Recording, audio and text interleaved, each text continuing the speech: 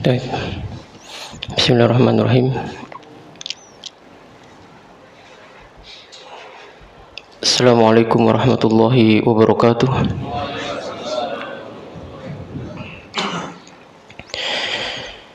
Alhamdulillahirabbil alamin. Alhamdulillahilladzi allafa qulubina fasbahna bi ni'matihi ikhwana. Asyhadu an la ilaha illallah wahdahu la syarikalah. Wa asyhadu anna Muhammadan abduhu wa rasuluh.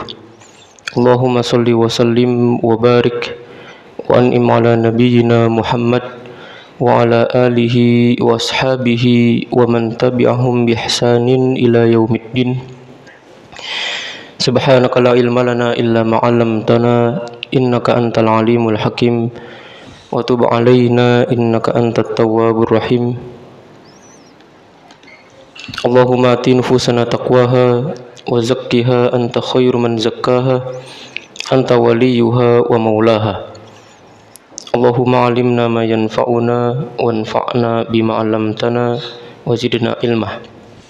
Amma ba'du. Hadirin jamaah salat subuh yang dimuliakan Allah Subhanahu wa taala.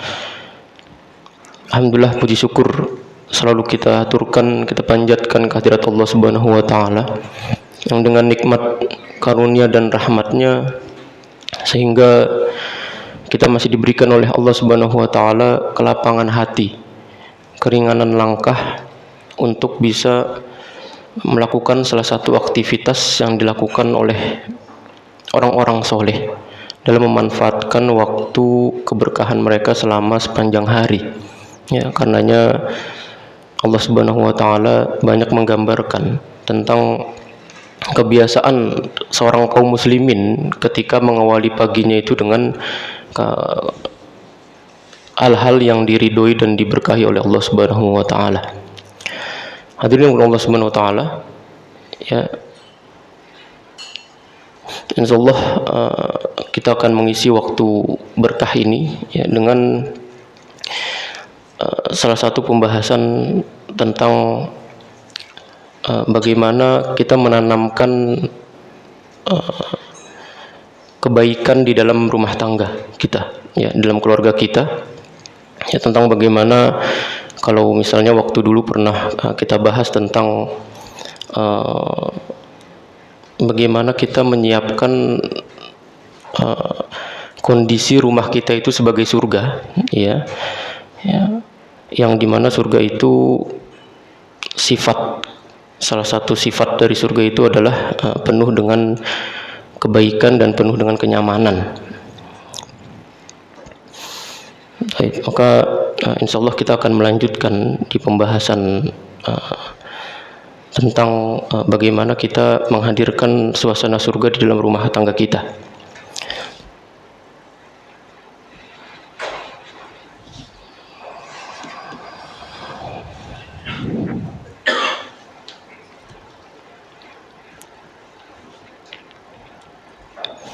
Baik, hadirin Allah Subhanahu wa taala.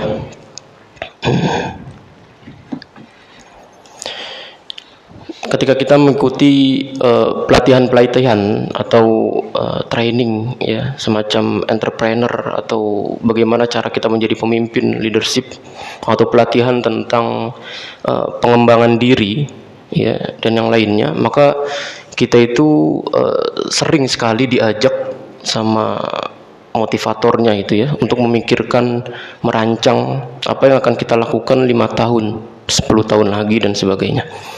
Ya, karena dengan memikirkan itu akan mudah bagi kita untuk mendikte apa saja hari ini yang akan kita lakukan, langkah-langkahnya seperti apa, ya, apa yang hari ini yang perlu kita persiapkan, ya, agar 5 tahun atau 10 tahun ke depan target-target yang kita susun itu tercapai, ya. Dan ini merupakan sebuah visi, ya, yang waktu itu pernah disampaikan sama Ustaz Abu Fatihah, ya, dan ini merupakan penting sekali.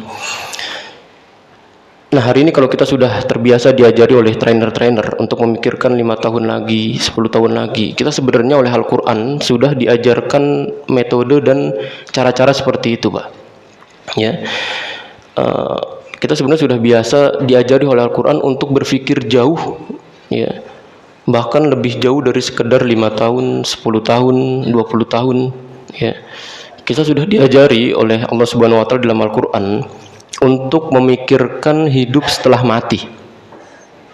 Ya. Dan ini merupakan ayat di dalam surat Al-Hasyr yang banyak diulang-ulang para khotib ketika mereka itu sedang khutbah Jumat. Allah Subhanahu wa taala itu berfirman, ya ayyuhalladzina amanu taqullaha wal tandur nafsun ma qaddamat lighad. Orang-orang beriman, ya, bertakwalah kalian kepada Allah, dan hendaknya setiap orang memperhatikan, ya, wal tandur nafsum ma qaddamat lighad, apa yang dia persembahkan untuk kehidupan esok hari, yaitu hari kiamat. Ketika Al-Qur'an menyebut kata esok, ya, kata besok, berarti itu bukan hanya sekedar hari setelah hari ini, ya, tapi bahkan kehidupan setelah kehidupan ini, ya. Nah, kita sudah diajari untuk berpikir semacam itu. Makanya dalam menjalani perjalanan hidup kita ini sudah semestinya kita berpikir, ya, merenungi apa yang akan kita persembahkan untuk kehidupan kita setelah kita mati, ya. Kita berkeluarga, apa yang akan kita pikirkan adalah bagaimana kebersamaan dengan keluarga kita itu bukan hanya berhenti sampai di dunia ini saja.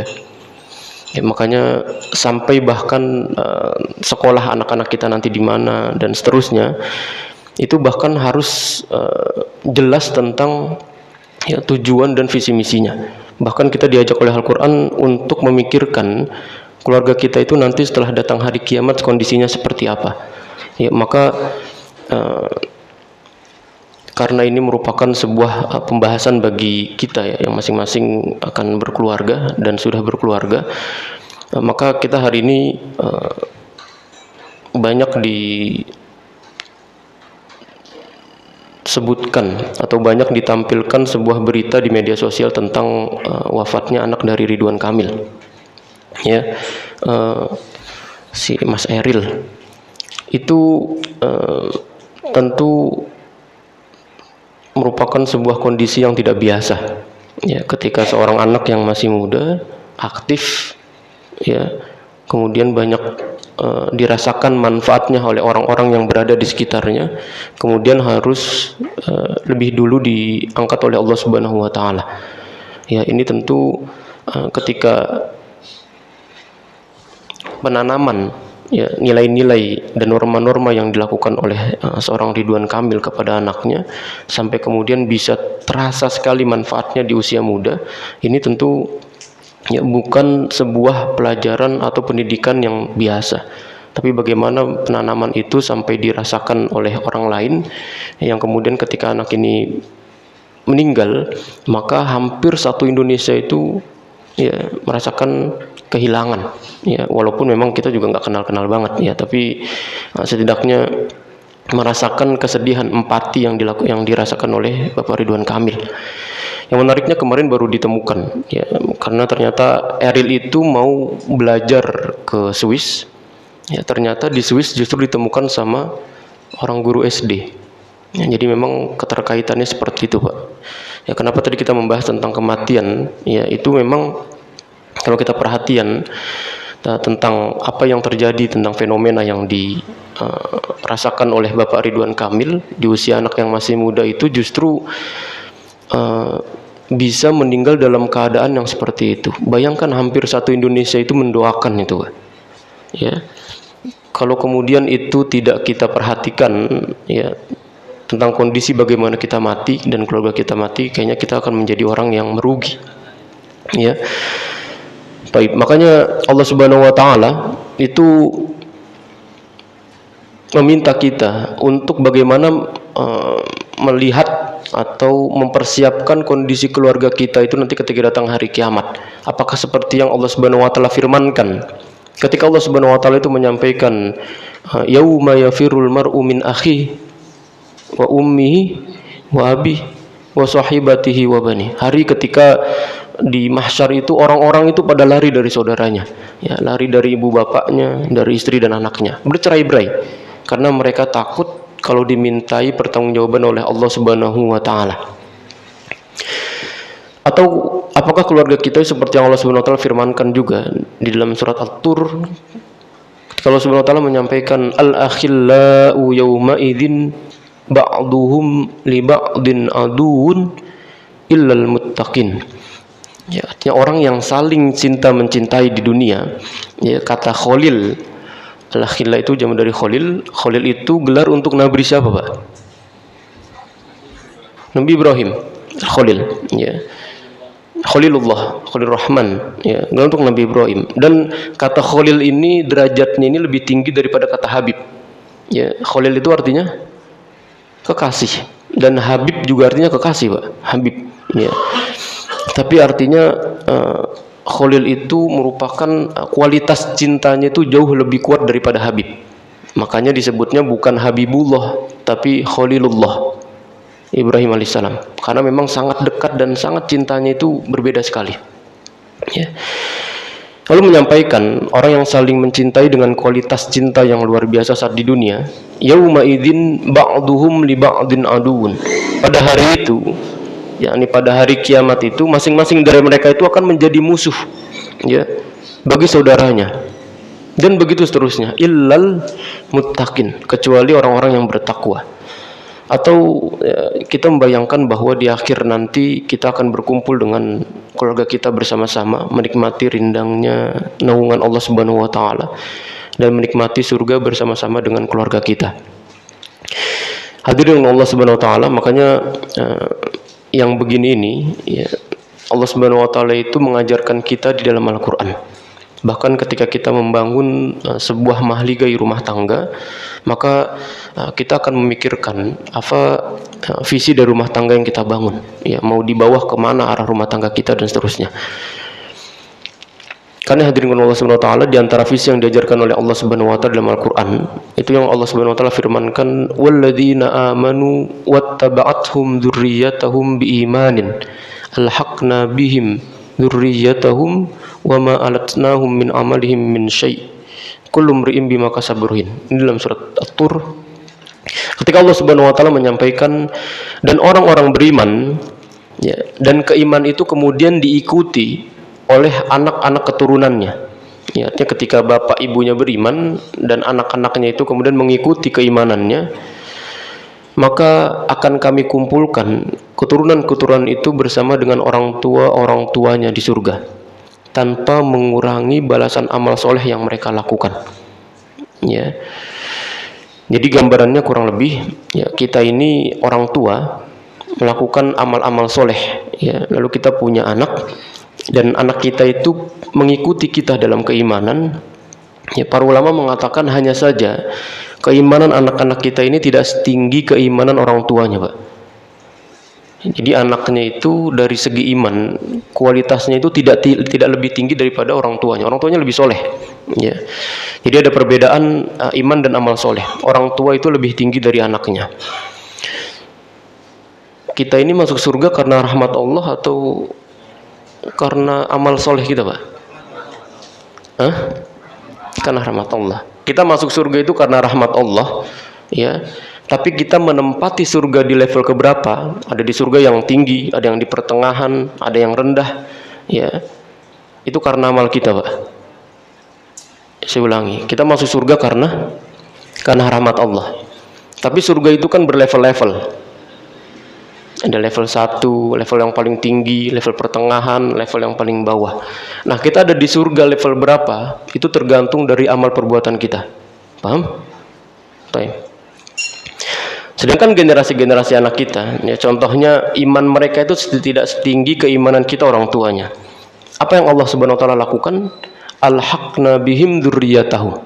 Maka Allah Subhanahu wa taala itu akan susulkan mereka dengan orang tua mereka. Jadi kalau misalnya, ya, tanpa mengurangi, ya, tanpa Allah kurangi pahala kebaikan yang dilakukan oleh orang tuanya. Jadi nggak ada hubungannya sama pahala orang tua. Ya.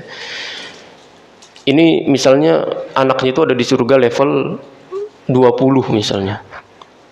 Orang tuanya ada di surga level 1000. Perbedaannya jauh banget tuh, ya.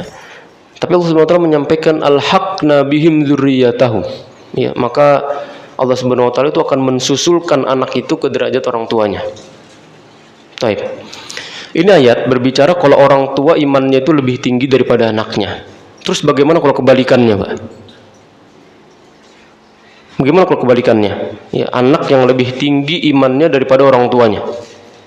Nah, disusulkan atau enggak? Disusulkan enggak, Pak? Anak lebih tinggi imannya dari orang tuanya. Kalau dari ayatnya kan anaknya yang disusulkan, ya. Sekarang anaknya lebih tinggi imannya daripada orang tuanya.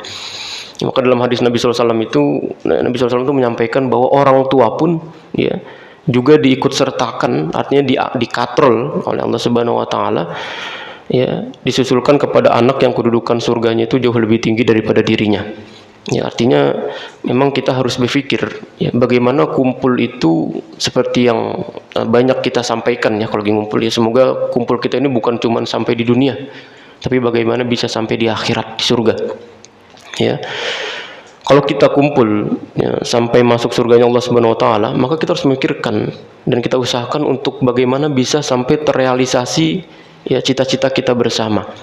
Ya, kalau saya bertanya, kenapa di surga Allah Subhanahu Wa Taala itu harus mengumpulkan kita dengan keluarga kita, Pak? Ya, padahal, ya, orang tuanya itu sudah beriman dan dia sudah berada di surga yang tinggi. Anaknya juga beriman kan, kecuali kalau anaknya kafir. Ini anaknya juga beriman, ya, tapi imannya ini tidak lebih tinggi daripada iman orang tuanya. Makanya Allah letakkan di surga yang lebih rendah. Ini artinya sudah sama-sama di surga, sudah sama-sama enak dia. Tapi kenapa masih Allah Subhanahu Wa Taala susulkan mereka untuk kemudian bisa berada di dalam surga yang sama? Ya. Kenapa kira-kira, ya? Apa hikmahnya? Ya, hikmahnya adalah supaya kenikmatan surga itu lebih terasa nikmat ketika kumpul dengan istri dan anak-anak kita, ya, orang tua kita dan sebagainya. Ya, supaya kenikmatan surga itu tidak berkurang, Pak. Karena ketika Allah Subhanahu Wa Taala menyampaikan, Nabi SAW menyampaikan, "Mala ainun ra'at, wala udhunun sami'at, wala khatar ala qalbi bashar," tentang kondisi surga itu yang nggak pernah terjangkau oleh alat indera kita, tidak pernah terlihat mata, terdengar telinga, tidak pernah terbesit di dalam otak kita. Ya, maka kenikmatan surga yang seperti itu Allah Subhanahu Wa Taala itu nggak ingin kita itu kemudian merasa kurang ketika tidak kumpul dengan anak-anak kita. Ya, tidak bisa hadir dengan anak-anak kita. Ya, contohnya ketika kita di dunia aja, Pak, kita buat acara gitu misalnya, ya, buat acara apa, kemudian kita ngundang, dari saudara kita banyak yang nggak hadir gitu, ya, gimana rasanya itu? Sedih, ada yang kurang. Itu di dunia itu. Ini Allah Subhanahu Wa Taala di surga, kenikmatan surga yang sudah sampai batas maksimal tentang kenikmatan seluruh yang kita rasakan, itu nggak ingin sama Allah Subhanahu Wa Taala terasa kurang ketika kita itu tidak kumpul dengan anak keluarga kita. Ya. Ya, maka Allah Subhanahu Wa Taala harus susulkan mereka supaya mereka itu bisa duduk bersama, ya, duduk di atas dipan-dipan, canda bersama dan sebagainya. Sehingga hadirin Allah Subhanahu Wa Taala, ini yang pertama yang perlu kita pikirkan, bagaimana kita bersama dengan keluarga kita, yaitu bisa hidup bersama sampai masuk surganya Allah Subhanahu Wa Taala. Tentu ini sebuah perjuangan yang tidak sederhana, ya, perjuangan yang memang sangat lelah, ya, sangat melelahkan. Tapi kalau hasilnya surga, ya, balasannya surga, maka lelah seberat apapun itu adalah harga yang terlalu sederhana bagi kita, ya. Sebagaimana kalimat Imam Ahmad bin Hanbal ini ketika ditanya setiap hari sama anaknya, Pak. Imam Ahmad bin Hanbal itu punya anak namanya Abdullah, ya, ditanya setiap hari sama anaknya, ya ayah, ya, setiap hari ini kita nih sibuk ngaji, sibuk sholat, sibuk belajar, ya, antum sibuk mencari nafkah, maka sama anaknya itu ditanya, kapan kita ini bisa istirahat? Ya, kemudian Imam Ahmad mengatakan, kalau sebelah kaki kita itu sudah menapak satunya itu di surga, ya, irtahna, maka baru kita itu bisa istirahat. Ya, karena visi kita sebagai keluarga muslim itu tidak sederhana, ya. Bukan hanya sekedar pergi bareng-bareng keliling dunia, bukan hanya sekedar menikmati ya nih traveling bersama, ya, misalnya hari ini diagendakan pergi ke negara A, besok ke negara B dan sebagainya, seperti yang banyak ditampilkan tentang kebersamaan dan kebahagiaan keluarga hari ini, Pak. ya, jalan bareng-bareng dan sebagainya. Bukan, keluarga muslim itu visi misi jauh daripada itu. Ya, ketika Allah Subhanahu wa taala menyampaikan ya, dan orang-orang beriman dan keimanan itu kemudian diikuti oleh anak-anak keturunannya, berarti anak itu mengikuti orang tuanya. Baik. Ketika anak mengikuti orang tuanya, maka orang tua berperan dalam pendidikan di rumah itu sebagai orang tua itu berperan di dalam rumah itu sebagai teladan.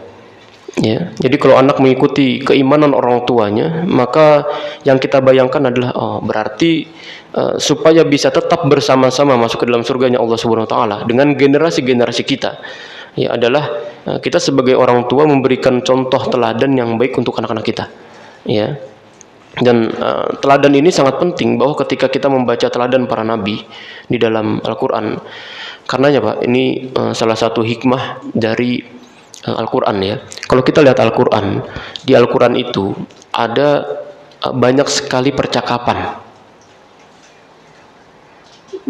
hiwar. Ada percakapan antara orang tua dan anaknya. Itu diteliti sama seorang ulama bahwa dalam Al-Quran itu ada 14 percakapan Pak. Mohon maaf, ada 17 percakapan. 14 itu percakapan antara ayah dan anaknya, dan 2 kali itu percakapan antara ibu dan anaknya, dan 1 kali itu percakapan ini general, umum. Apa maksudnya itu?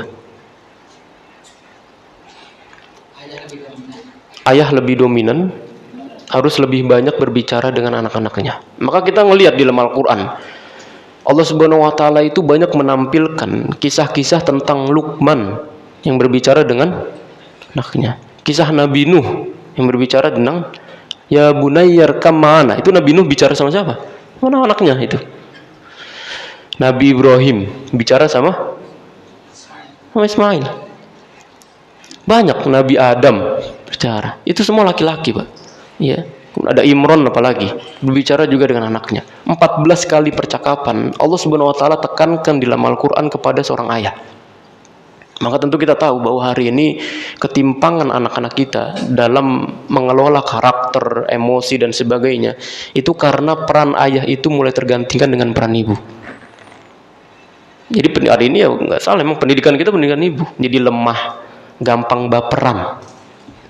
Karena kehilangan tentang ketegasan, kehilangan tentang keberanian, berani bicara enggak walaupun di keramaian gitu. Ya, berani bertandang walaupun ke kandang sendirian, ke kandang orang sendirian. Itu tugasnya ayah. Tugas kita laki-laki gitu ya. Kalau hari ini ayah itu tidak berperan secara maksimal, maka anak-anaknya seperti hari ini, Pak. Mudah terpengaruh. Itu yang seharusnya itu tugas ibu itu nanti, sosial dan sebagainya tugas ibu. Tugas kita itu menanamkan tentang keegoisan, bukan egoisme loh, egoisme itu nggak boleh. Tentang keindividualisan, ya, tentang bagaimana dia itu berani berkarakter, bukan orang yang gampang terombang-ambing, ngikut teman ke sini ngikut sini ngikut. Ya, itu yang hilang dari anak-anak kita hari ini. Kenapa? Karena memang nggak dipungkiri bahwa banyak dari kita para ayah itu yang abai terhadap pendidikan keluarga sehingga menyerahkan seluruhnya itu kepada istri. Ya. Maka itu semua ya, digambarkan oleh Allah Subhanahu wa taala tentang kisah keteladanan itu di dalam Al-Qur'an kepada para nabi-nabi. Ya, kita melihat Nabi Hud, Nabi Soleh, Nabi Lut, Nabi Syuaib, nabi-nabi yang Allah Subhanahu wa taala utus dalam Al-Qur'an. Ya.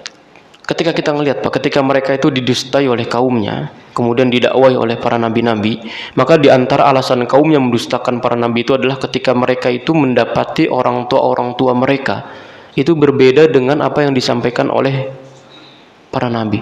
Jadi apa yang disampaikan sama orang tua itu bertolak belakang dengan apa yang disampaikan sama ustadznya. Jadi ustadznya bilang, antum kalau sholat itu tepat waktu di masjid. Ya, kalau sholat itu ya kalau bisa sebelum azan udah datang. Ya, orang tuanya di rumah pas azan masih tidur. Ya. Jadi apa yang disampaikan dan apa yang ditampilkan oleh orang tua di dalam kondisi rumah itu berbeda dengan apa yang disampaikan sama para nabi. Ya, ketika mereka itu menyampaikan qalu wajadna aba'ana. Ya, mereka itu mengatakan kami mendapati orang tua kami itu tidak seperti apa yang antum sampaikan. Ya. Makanya anak itu lebih mudah ikut mana, Pak? Lebih mudah ikut petunjuk nabi mereka, ikut para ustadz, ya, atau lebih mudah melihat apa yang dilakukan oleh orang tuanya. Ya.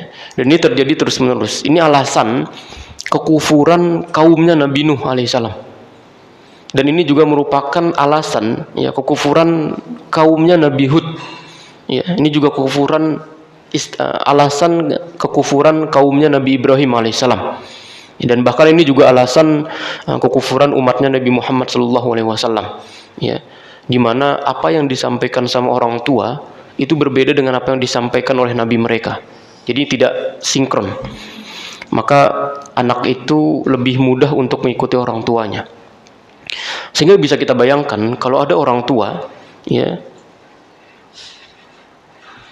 dan ada petunjuk dari Nabi SAW, Al-Quran itu berkali-kali mengulang bahwa anak ini lebih mudah mengikuti apa yang dilihat oleh orang tuanya daripada mengikuti apa yang disampaikan oleh Nabi SAW, oleh Nabi mereka. Karenanya wattaba'athum dzurriyyatahum biimanin, anak-anak itu mengikuti orang tua. Mengikuti di sini artinya meneladani mereka. Ya, meneladani di belakang mereka dalam hal keimanan. Ya, sehingga di sini yang perlu kita mainkan adalah tentang peran keteladanan, Pak. Ya. Kita memberi contoh tentang keimanan, contoh dalam ibadah, contoh dalam amal soleh, dan contoh dalam ketaatan kebaktian apapun, ya, kepada Allah Subhanahu wa Ta'ala. Nanti kalau kita buka Al-Quran lagi, maka Allah Subhanahu wa Ta'ala itu menyampaikan dalam surat Al-Baqarah. Ketika Allah Subhanahu wa Ta'ala menyampaikan fa idza qadaitum manasikakum fadhkurullaha ka dzikrikum aba'akum aw asyadda dzikra. Kalau kalian itu sudah selesai, ya, menunaikan ibadah haji kalian, nih sebentar lagi mau bulan haji, ya. Maka Allah Subhanahu wa Ta'ala menyampaikan fadhkurullaha ka dzikrikum aba'akum aw asyadda dzikra. Maka ingatlah Allah seperti kalian itu mengingat orang tua kalian. Ya. Ini ayat turun menyoroti tentang kebiasaan Arab jahiliyah, Pak. Ya. Mereka itu kebiasaannya kalau sudah selesai manasik haji di Arafah, sudah selesai semua. Ini dulu, ya, masyarakat sebelum Nabi SAW diutus. Mereka itu suka berkumpul berkabilah-kabilah. Ya, berkelompok-kelompok lah, bermarga-marga. Ya, dan masing-masing dari mereka itu suka membanggakan tentang kebiasaan atau yang sudah dilakukan oleh kabilah mereka. Ya, makanya nanti ada kadang kaum Quraisy itu mengatakan, ya, di tengah-tengah kami itu ada orang yang paling dermawan, namanya Fulan. Ya, atau di tengah-tengah kami ada tokoh besar, namanya Abdul Muthalib. Ya, atau di tengah-tengah kami itu ada dulu yang membuka jalur perdagangan antara Syam dan Yaman. Itu adalah nenek moyang kami, adalah Hashim dan sebagainya. Jadi dibangga-banggakan terus, ya. Nanti di keluarga yang lain juga sama. Ya, jadi itu misalnya di kabilah yang lain, kemudian di keluarga yang lain gue nggak mau kalah. Ya, dia mengatakan bahwa di tengah kami itu ada penyair terhebat. Ya, sedangkan kalian nggak ada. Dan seterusnya, sampai mereka itu suka lomba menghitung-hitung banyak-banyakan tokoh di masing-masing keluarga. Jadi apa yang sudah dilakukan sama mbah-mbah mereka itu suka dibangga-banggakan. Ya. Contohnya Bani Hashim gitu, ya. Ini baninya Nabi SAW, menghitung tuh ada 1, 2, 3, 4, 5 contoh keluarga mereka. Nanti ada Bani Makhzum, ya. Itu juga menghitung lagi. Sampai kemudian mereka itu selesai menghitung, dan kemudian mereka itu mengkalkulasikan, nih lihat nih, ya, di kami tokoh kami itu ada sekian, fulan terus sampai mbah-mbahnya di atas tuh dihitungin, Pak. Ya, pemimpinnya ada sekian, ahli panahnya, ahli syair, dermawan dan sebagainya, terus dihitungin. Ya, kabilah yang lain juga sama, nih punyaannya juga segini, nih ada segini. Ya, disampaikan semuanya. Ya, kemudian dihitung mana yang lebih banyak, itu yang dirasa menang, gitu ya. Bahkan kalau ada kabilah yang kalah, ini ada kabilah yang merasa kurang menghitung tokohnya, yang jumlahnya lebih sedikit, maka nggak jarang kabilah itu mengajak mereka itu untuk ke kuburan nenek moyang mereka untuk menghitung tokoh-tokoh yang sudah mati. Jadi diajak ke kuburan-kuburan untuk lihat nih tokoh, nah, ini dulu mbah saya yang melakukan ini dan sebagainya. Makanya Allah Subhanahu wa taala itu menyampaikan alhaakumut takatsur hatta zurtumul maqabir. Ya, berlomba-lomba, ya, banyak-banyakan telah melalaikan kalian sampai kalian itu mengunjungi kuburan kalian untuk menghitung orang tua kalian yang dulunya itu tokoh tapi kemudian sudah mati. Ya, ketika orang-orang Arab jahiliyah, ya, punya kebiasaan suka membangga-banggakan orang tua nenek moyang mereka. Selesai manasik haji itu, maka Allah Subhanahu wa taala itu menyampaikan, fadhkurullaha kadzikrikum aba'akum. Maka ingatlah Allah sebagaimana kalian itu tadi ingat-ingat orang tua kalian tadi itu. Maka ingatlah Allah itu seperti itu, au asyadda dzikra, atau ingat Allah jauh lebih kuat daripada kalian mengingat tentang orang tua mereka. Di sini saya hanya ingin menggarisbawahi bahwa saking kuatnya seorang anak itu menteladani ayahnya, ya, sampai Allah itu ridho, Pak, untuk diingat oleh manusia seperti manusia itu mengingat ayahnya. Ya. Ingatlah kalian seperti kalian itu mengingat ayah kalian. Namanya mengingat, ya, begitu. Itu kalau ingatan anak itu kuat kepada orang tuanya. Ya, karena kalau memori anaknya itu tidak kuat, ya nggak mungkin Allah kemudian ridho untuk diingat seperti anak mengingat orang tuanya. Jadi karena kuat ingatan anak kepada orang tuanya, maka Allah ridho. Bahkan ingatlah aku lebih kuat daripada ingatnya kalian kepada ayah-ayah kalian. Maka yang dimaksud Allah Subhanahu wa taala kembali kepada permasalahan wattaba'athum dzurriyyatuhum biimanin, ya, diikuti keimanan itu oleh anak-anak mereka. Maka ini peran kuat kita sebagai orang tua yang harus kita mainkan di dalam rumah tangga kita itu adalah tentang peran keteladanan, Pak. Ya. Terkadang kita perlu pahami bahwa anak itu lebih mudah belajar dari apa yang dia lihat dan dari apa yang dia dengar. Maka peribahasa itu mengatakan laisa man ra'a kaman sami'ah. Ya, orang yang melihat itu beda kualitas yakinnya dengan orang yang hanya mendengar. Jadi kalau dia sudah melihat langsung, dia lebih kuat yakinnya daripada dia mendengar. Misalnya dilihat di Serdang ini ada lapangan yang bagus banget, standar internasional. Ya, namanya lapangan Poros. Ini diomonginnya tuh di Jonggol misalnya, Kak. Ya, kita cuma dengar doang. Oh, di Serdang, Kemayoran tuh ada lapangan bagus. Yang standarnya itu standar internasional. Kalau kita cuma dengar doang tuh masih ada, ya, nih, bener nggak sih? Masa di Indonesia ada lapangan standar internasional? Kan agak kurang, ya. Kayak kalau kemudian dia datang langsung ngelihat ke lapangan Poros gitu misalnya, Masya Allah, sandalnya udah standar internasional, bagus gitu misalnya. Jadi lebih yakin lagi dengan apa yang dilihat. Maka peribahasa mengatakan laisa man ra'a kaman sami'a, ya. Keyakinan seseorang apa yang dia lihat itu berbeda kualitasnya dengan apa yang hanya dia dengar. Ya, dan anak kita itu juga belajar tentang hal itu kepada kita. Ya, maka dari anak-anak itu, ya, mereka itu suka melihat, mengamati apa yang dilakukan oleh orang tuanya, kemudian mereka itu meniru. Ya, dan mereka itu meniru apa aja, Pak? Ya, meniru apa yang mereka lihat dari orang tuanya. Karena saya juga punya anak usia 3 tahun, jadi artinya di bawah 7 tahun pertama, itu yang dilakukan oleh orang tua selalu terekam oleh anaknya. Walaupun kita itu misalnya melakukan hal-hal yang berbahaya gitu, anak ngikutin aja. Walaupun dia nggak tahu tentang konsekuensinya. Ya, mereka itu, anak itu melihat kebaikan adalah apa yang dilakukan oleh orang tuanya walaupun itu tidak baik. Ya, dan keburukan itu bagi mereka adalah apa yang tidak dilakukan oleh orang tuanya walaupun itu baik. Jadi kebalikannya itu, ya.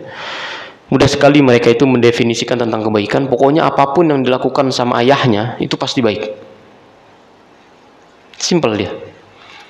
Ya, walaupun sebenarnya itu buruk. Dan yang tidak dilakukan oleh orang tuanya itu pasti tidak baik.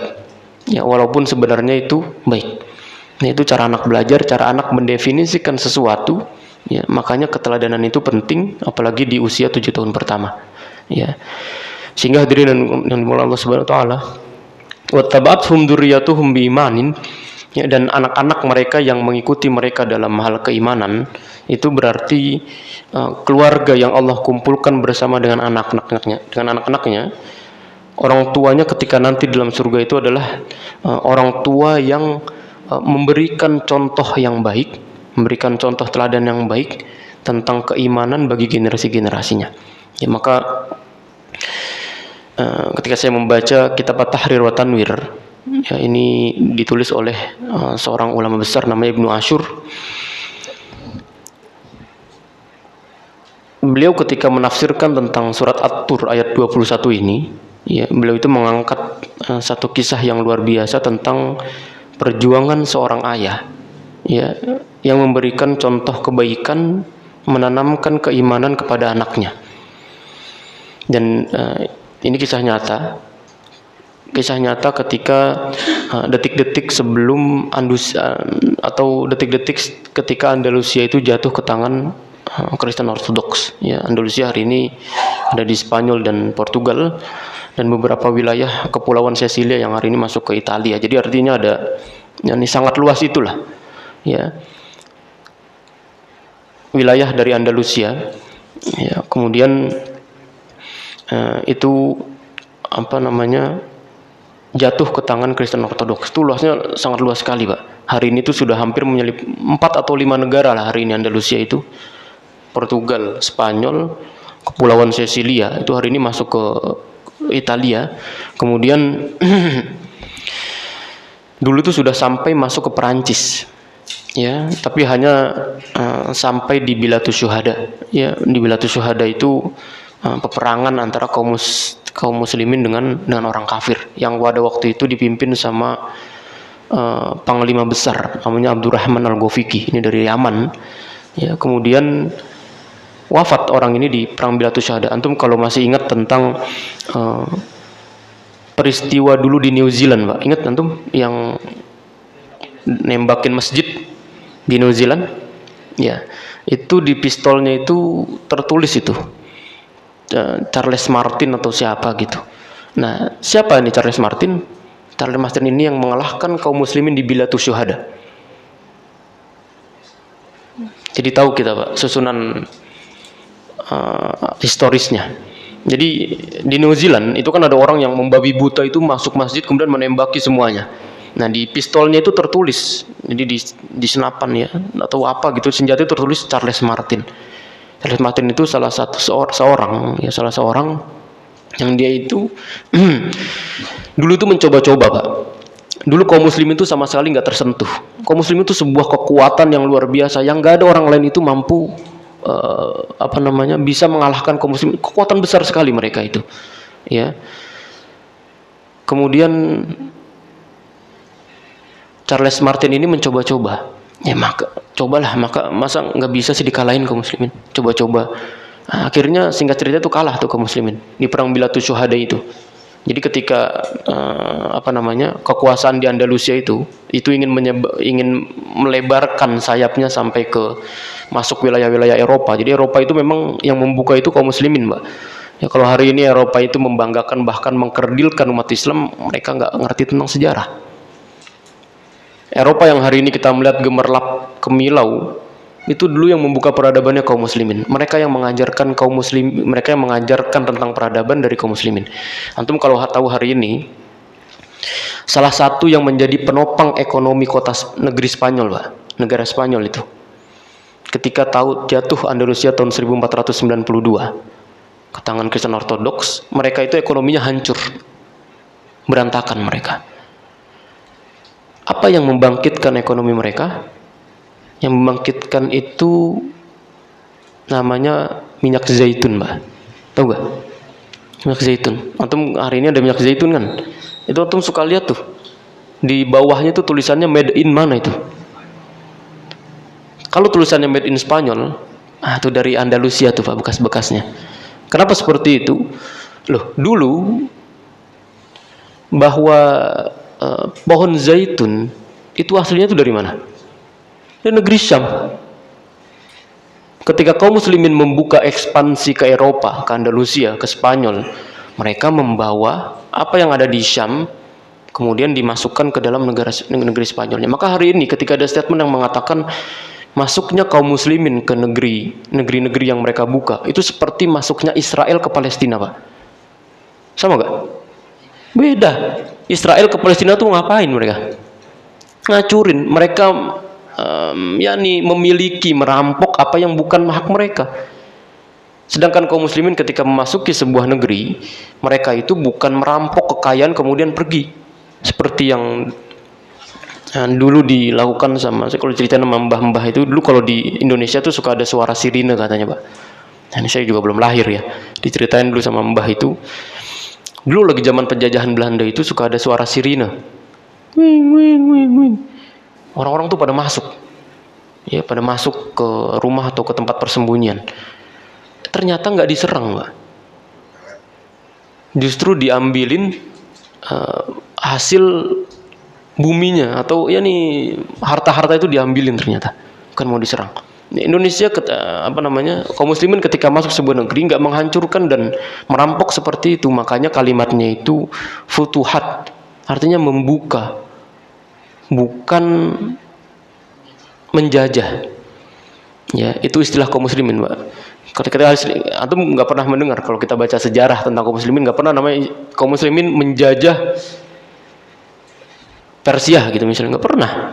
Karena menjajah itu istilahnya dengan kekerasan, rampok, ngambil secara paksa dan sebagainya. Enggak. Kaum muslimin ketika memasuki sebuah negeri itu namanya futuhat, membuka apa yang tidak diketahui oleh masyarakatnya, membuka ekonomi yang belum pernah dirasakan oleh masyarakat sekitar. Makanya ketika kaum muslimin itu membuka Spanyol, membuka Andalusia, kaum muslimin itu membawa dari Syam itu hari ini 4 negara. Jordania, Libanon, Suriah, dan Palestina. Itu semuanya itu dulu di satu kata namanya negeri Syam. Dibawa oleh kaum muslimin, ya, pohon zaitun kemudian ditanam di Spanyol. Itu yang kemudian bisa menghantarkan Spanyol itu tetap berdiri untuk menopang ke ekonomi mereka. Maka ini berdasarkan cerita dari teman-teman dan para guru yang sudah berangkat ke Spanyol. Itu kalau kita melihat dari dataran sebelahnya itu Maroko, itu kita ngelihat, Pak, di seberang itu isinya itu kebanyakan dari pohon-pohon zaitun. Ya, jadi kalau kita ngelihat dari dataran Spanyol itu kelihatan katanya itu ke dataran Spanyol. Kalau kita ngelihat dari Maroko itu dataran Spanyol itu kelihatan gitu. Bahkan kalau nyebrang aja berenang gitu katanya bisa. Ya. Ini ala kulihal ya, bahwa kaum muslimin itu ketika sudah mau memasuki Perancis, ya, artinya mau melebarkan sayap mereka itu betul sudah sampai ke ibu kotanya, Pak. Lyon namanya, Lyon ya. Hari ini Lyon. Ya, sekarang Paris. Sekarang Paris ya. Dulu namanya Lyon. Ada gak Lyon sampai sekarang? Masih ada kan namanya? Ya, itu dari dulu, Pak. Sampai sekarang namanya masih Lyon. Ya. Nggak berubah. Tapi ibu kota waktu itu. Itu sudah mau hampir 30 kilo lagi lah, kurang lebih mau dimasuki sama kaum muslimin, tapi kemudian kaum muslimin itu kalah di perang Bilatus Syuhada ini. Jadi kemudian terhenti dan nggak masuk. Bayangkan kalau hari ini Perancis itu ya dimasuki oleh kaum muslimin, maka ya kata seorang ulamanya mereka itu bahwa perkembangan Perancis itu bisa jauh lebih kuat daripada Perancis hari ini, Pak. Ya, kita lihat sebagaimana Spanyol, bagaimana Portugal yang tadinya negara nggak ada kemudian menjadi sebuah kedikdayaan di Eropa, itu kan luar biasa. Ini terlepas dari sepak bolanya, Pak. Ya, dari semuanya, ya, dari seluruh aspeknya. Kita kalau ngeliat hari ini ada minyak wangi. Minyak wangi yang terkenal itu ada di mana itu? Prancis. Dari Paris. Saya sudah menyampaikan berkali-kali, Prancis itu, Eropa itu nggak ngerti tentang wangi-wangian. Wong mereka itu, mbah-mbahnya itu mereka pada nggak mandi, Pak. Kita kalau hari ini nonton film ya Hollywood lah di Eropa, kita ngeliat mereka tuh mandi tuh berapa kali sih? Kok kemudian ibu kota yang kalau kita hari ini ya senternya lah minyak wangi kok adanya justru di Perancis gitu. seharusnya adanya di Indonesia, Arab Saudi gitu, karena kaum muslimin banyak. Tapi kok adanya di Perancis, di Eropa, di negara yang mereka itu tidak kenal tentang peradaban wangi-wangian, Pak. Ini ketika kaum muslimin sudah acuh, sudah abai ya terhadap hal-hal yang seperti itu, karena kita itu bersih-bersihan itu ada dalam syariat kita, Pak. Betul? Betul. Syariat mandi itu ada gak syariat kita? Ada loh. Kita kalau lagi Jumat itu disunahkan buat mandi kan? Betul? Mandi wajib. Kita habis berhubungan badan sama istri, mandi wajib gak? Mandi wajib. Jadi syariat mandi itu syariatnya umat Islam. Mereka itu nggak kenal kayak gitu, Pak. Jangankan mandi mereka. Salah satu yang menjadi kebiasaan buruk yang dilakukan oleh orang-orang Eropa itu adalah, jadi kaum muslimin dulu ketika perang dengan orang-orang Eropa, mereka tuh menghadapi dua hal yang sangat tidak disukai. Yang pertama itu musuh, yaitu orang mereka sendiri. Kemudian itu bau badan mereka. Jadi sangat bau sekali itu. Ya, dan itu terjadi di kaum muslimin. Ya, jadi nih sebenarnya Eropa itu sudah hampir mau dijatuhkan oleh umat Islam, tapi kemudian terhalang di perang Bilatus Syahada. Ya. Baik. Ketika umat Islam itu runtuh di Andalusia, ini penutup lah insyaallah. Ketika umat Islam ini runtuh di Andalusia, ini ada satu peristiwa yang kalau hari ini itu melanggar hak-hak asasi manusia. Jadi sama HAM tuh pasti kalau hari ini itu sudah jadi percekalan internasional lah, gitu ya. Jadi sudah melanggar batas-batas hak asasi manusia.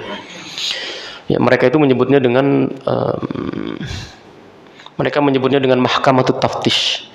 Ya, mahkamah pengadilan. Jadi taftish itu dari kata fattasha yufattishu, yang artinya itu mencari sampai ke lorong-lorong. Jadi artinya dicari sampai detail, itu namanya taftish ya. Kenapa begitu? Karena pengadilan ini diperuntukkan untuk menghukum orang-orang yang namanya itu masih kearab-arapan, Pak. Jadi yang namanya, kalau orang Indonesia, nama orang Indonesia itu siapa, Pak? Kalau misalnya kita dengar nama, mohon maaf nih, nama Joko misalnya, atau Suryanto, kan orang Arab nggak ada yang nama itu ya. Jadi itu nama emang udah nih Indonesia banget nih pasti. Kalau kita dengar nama siapa lagi, Abdurrahman, orang Arab, pokoknya yang nama Indonesia banget lah, Pak. Kita juga dengar nama itu, nih orang Indonesia pasti. Itu kalau saya masih di Mesir itu, kalau lagi ngurus tentang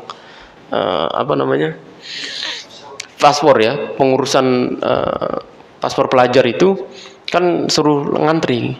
Kan itu ngantrinya banyak-banyak, ada orang Thailand, banyak lah orang Eropa, semuanya tuh ngumpul di satu tempat karena ngurusin ke imigrasi mereka. Kita tahu itu ya, nama-nama yang orang Indonesia banget lah, gitu. Tadi Cecep namanya, orang Indonesia banget nih pasti. Ya, Asep tuh orang Indonesia banget. Jadi kelihatan dari nama-namanya. Nah, di Andalusia ya, yang nama kan Andalusia di Eropa, Pak. Ya, Eropa itu kebanyakan namanya siapa itu? Alexander gitu-gitu ya. Ya, yang gitu-gitulah, Johnson ya, yang seperti itu.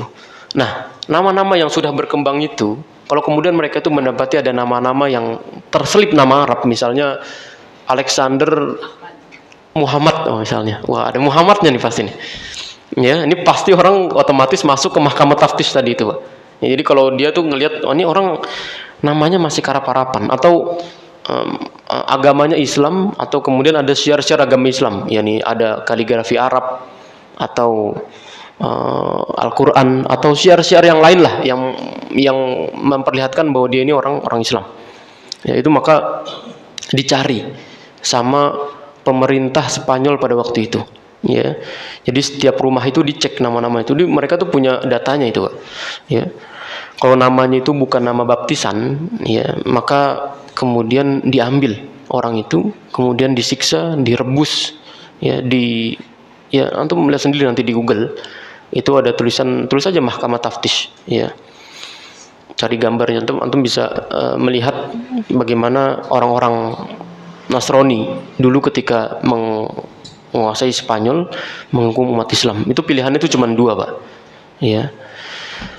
Pilihannya cuma dua, yakni antum tetap di Spanyol, tetap tinggal di negeri ini, tapi kalau tetap di situ berarti antum harus pindah agama, kemudian harus dibaptis. Kalau nggak mau yang pertama berarti yang kedua.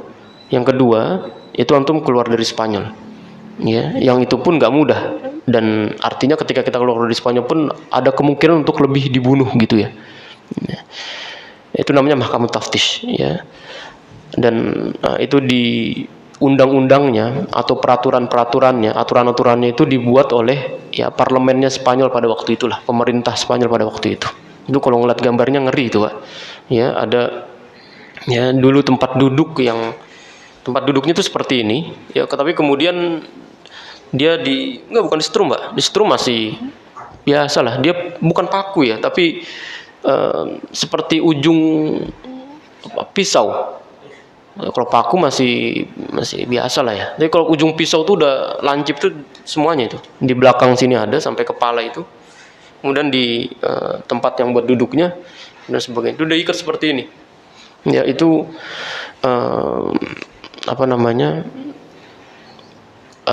siksaan ya yang dilakukan oleh orang-orang Spanyol pada kaum muslimin, ya. Padahal untuk membunuh orang nggak masih harus sesadis itu, Pak. Dan kaum muslimin nggak pernah sama sekali melakukan itu. Ya ini memang sunatullah seperti itu, Pak. Kita ketika berbuat baik, itu kadang kita nggak mendapatkan kebaikan yang sama. Betul ya? Kadang kita justru mendapatkan perlakuan buruk dari orang yang kita baikin itu. Itu sunatullah, Pak. Udah biasa. Dulu kaum muslimin ketika menerima orang Spanyol datang, itu mereka nggak ada antum salah kemudian disiksa gitu, nggak ada. Nggak ada. Kaum muslimin berjalan berdasarkan syariatnya, nggak kemudian menyiksa seperti hari ini yang namanya hak asasi manusia. Justru manusianya itu yang dizolimi. Yani hari ini atas nama HAM, atas nama hak asasi manusia, justru manusia itu nggak mendapatkan hak asasinya sendiri kok. Ya, hari ini HAM itu banyak berbicara yang mereka sendiri tidak melakukannya. Ya. Dan itu terjadi di Spanyol ya, kurang lebih tahun 1013-an Masehi lah, masih di awal-awal. Hari ini tahun 2022 ya, 2022, berarti itu tahun 1013-an, Pak. Ya. Dan ketika itu ada satu keluarga, ya, yang ini sebenarnya keluarga muslim, ya, tapi dia itu nggak punya kekuatan untuk keluar dari situ. Sehingga ketika bisa keluar dari situ, maka mau nggak mau harus ikut aturan main dari pemerintah Spanyol pada waktu itu. Ya, bahkan nggak boleh di dalam rumah itu ada Al-Quran atau syiar-syiar agama Islam yang lainnya. Jadi ketika Andalusia itu jatuh, jadi seluruh yang berkaitan sama Islam itu dijauhkan semuanya, Pak. Ya, Al-Quran, kaligrafi, nama Allah, Muhammad itu semua nggak ada, itu hilang. Ya, bahkan bahasanya pun nggak boleh, bahasa Arab. Ya, para ulama itu dulu kalau pada waktu tahun 1492 itu ketika umat Islam itu jatuh di Spanyol dan pemerintah Spanyol pada waktu itu nggak melarang orang-orangnya itu untuk berbicara bahasa Arab, maka kata para ulama ini, saya yakin hari ini Spanyol itu berbahasa Arab, Pak. Karena ketika kaum muslimin itu memasuki sebuah negeri, maka itu pasti membawa sesuatu yang baik, bahkan sampai bahasanya. Kita ngeliat di Suriah itu masuk Jazirah Arab nggak, Pak? Hah? Suriah? Enggak. Masuk gak, Pak? Suriah. Bukan Arab kan? Bukan Arab. Palestina. Di Arab gak? Bukan Arab. Jazirah Arab tuh kecil, Pak. Arab Saudi. Ini antum kebayang peta gak nih? Kita ngomong peta nih. Arab Saudi, Yaman, Bahrain, Qatar. Itu wilayah-wilayah Jazirah Arab itu. Lah, Qatar. Suriah, Palestina, Jordania, Libanon. Itu ada di mana itu? Ada di Syam. Mereka bukan bahasa Arab, tapi sampai hari ini mereka berbahasa Arab. Untuk melihat Mesir deh, Mesir itu ada di benua apa itu? Afrika, jauh banget itu, di atasnya lagi. Tapi mereka sampai hari ini pakai bahasa Arab, padahal bukan negara Arab. Karena kaum muslimin yang ketika mereka masuk ke sebuah negeri, mereka itu membawa bahkan sampai bahasanya, Pak. Ya. Maka ketika pada waktu itu ya Spanyol itu tidak dilarang sama pemerintah itu untuk kemudian berbahasa Arab, maka para ulama itu mengatakan, saya yakin hari ini Spanyol itu berbahasa Arab. Bayang hari ini Spanyol ngomong pakai bahasa Arab, luar biasa kan? Tapi itu nggak mungkin karena pada tahun itu pemerintah Spanyol itu sudah melarang seluruh syiar-syiar Islam yang berkaitan sama Islam itu di-cut, hilang semuanya. Ya. Bahkan anaknya itu juga dibaptis ya dan diganti namanya dengan nama baptisan. Jadi nggak boleh ada nama Arab di sana. Dan ada orang yang diceritakan dalam tafsir tersebut namanya Muhammad bin Abdurrafi al-Andalusia. Ya, Muhammad bin Abdurrafi al-Andalusia. Ya, berarti nanti ini dialog antara Abdurrafi dan anaknya yang bernama Muhammad bin Abdurrafi al-Andalusi. Berarti ini dialog antara Abdurrafi dan Muhammad anaknya. Yang dikisahkan dalam tafsir itu bahwa Muhammad ini masuk sekolah Kristen, Pak, ketika usianya itu 4 tahun. Ya karena tadi yang berkaitan sama Islam udah di-cut. Kemudian belajar Alkitab dan seterusnya. Ketika sampai usia anak itu 6 tahun. Hanya saja Muhammad ini nggak ngerti ya kalau dirinya ini berasal dari keluarga muslim gitu ya. Dan dia cuma kadang suka bertanya, kenapa ya kok kalau ayahnya itu mengantarku ke sekolah, ayah ini selalu nangis. Ya. Kenapa kalau aku minta izin ke ibu ya, ibuku juga selalu menangis untuk pergi ke sekolah gitu. Dan kenapa setiap pulang sekolah ya, aku tuh selalu ditanya tadi itu belajar huruf apa gitu ya. Dan yang juga membuat Muhammad bin Abdurrafi al-Andalusi ketika itu semakin kuat pertanyaannya adalah ketika dirinya tuh punya adik, Pak. Jadi ibunya itu melahirkan lagi, tapi ibu sama bapaknya malah menangis ya. Kenapa? Karena anak ini harus dibawa ke gereja untuk dibaptis ya.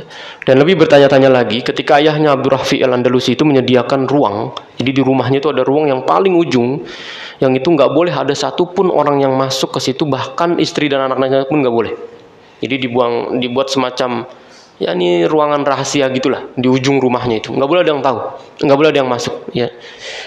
Sampai akhirnya Muhammad bin Abdurrafi ini usianya 10 tahun ya. Kemudian di malam hari raya, jadi mereka itu punya hari raya sendiri ya. Di malam hari raya itu ketika orang-orang itu lagi lalai kemudian merayakan pesta ke gereja-gereja, maka Muhammad ini diajak masuk oleh ayahnya Abdurrafi, masuk ke ruangan tadi itu, Pak. Gelap ya. Dan hanya ada sebuah lilin yang menyalakan lah. Kemudian dikeluarkan Al-Quran dan disampaikan. Ini kamu tahu ini gak? Kemudian kata Muhammad itu ya nggak tahu.